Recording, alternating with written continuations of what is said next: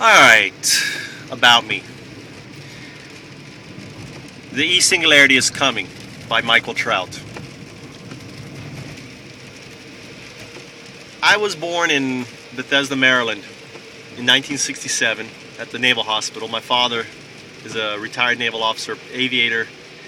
And when I was 2 years old, I moved to Spain. And I didn't start school, I think, until I was 3 or 4. And I hated school. And my father recants, he always tells me a story. The first day I ever went to school, and it sums up my whole experience of education, was grabbing onto his leg and screaming, "Please, don't go, don't leave me," and crying and just looking at him with my little eyes and just freaking out. And I don't know if that defined my whole education experience, but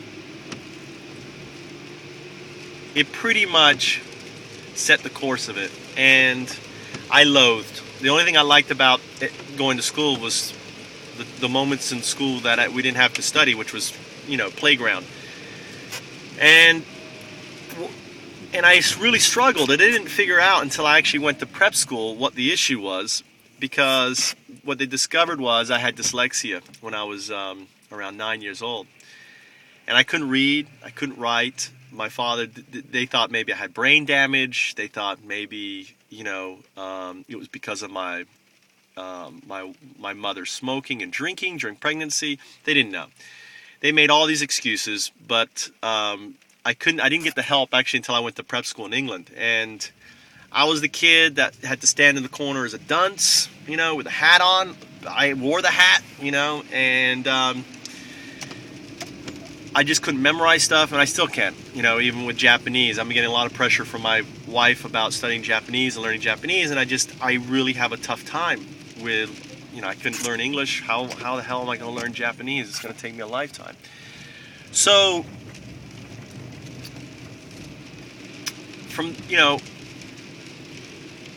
I've always wanted, and growing up, and I actually ended up going to British high school. I ended up going to American high school. I graduated second in my high school in America as a boy, right? As a boy, I think I was like number 8 total, but I was the highest boy, highest level, and I was pretty much a straight A student in high school. Went on to college, nearly flunked out. Again, I thought college was a different thing than what it was, and I thought I had freedom. I ended up going to TCC Community College and finished with like a 3.9 GPA. Ended up going back to FSU, cleaned my slate, and graduating with like a 3.1 or something. So the highlight was actually FSU was making straight A's one semester, all straight A's, which was the highlight of my education. But looking at college, for me,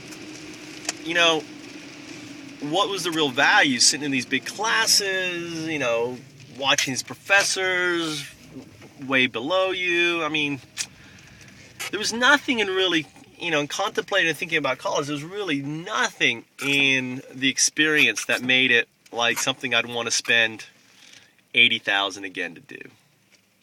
And ultimately,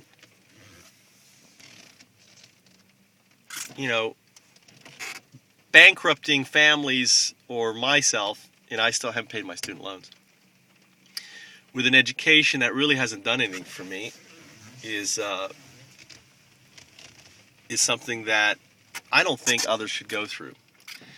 So I've always been fixated with education.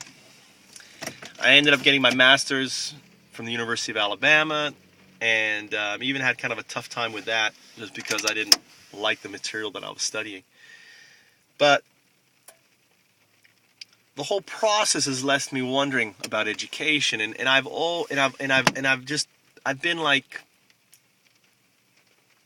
the disgruntled student who thinks there can be something better. So that's about me. I don't know. I ended up producing one of the largest Shakespeare festivals in Florida, called the Southern Shakespeare Festival, with no experience. I raised the money, I wrote the grants, I pulled together the team. And I think flattening global education is kind of similar to that. And probably, if someone said to me, come to a Shakespeare festival, I'd tell them never over my dead body. And I'm sure once we have education flattened and eSingularity about, someone says, let's do something else, I probably said never over my dead body. Because there is a beauty of being ignorant, because you can't see around the corner and you don't know the mountains. You can't see the mountains, you can't see the obstacles. All you can see is 5 feet in front of you. And all you can deal with are those obstacles. So when you hit a mountain, you don't even know it's a mountain, right? Because all you've seen is 5. It's like, okay, I'm going uphill. If I saw that mountain, I'd be like, oh, I don't know if I want to climb it.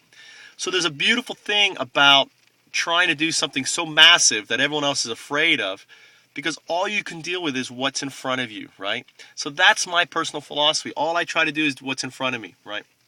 So anyway, that's about me. Pick up my book, eSingularity.com, and read it. Tell me what you think. I'll add your name. It's $3.99. It's in draft, and if you purchase it, it'll push me to complete it. Thanks.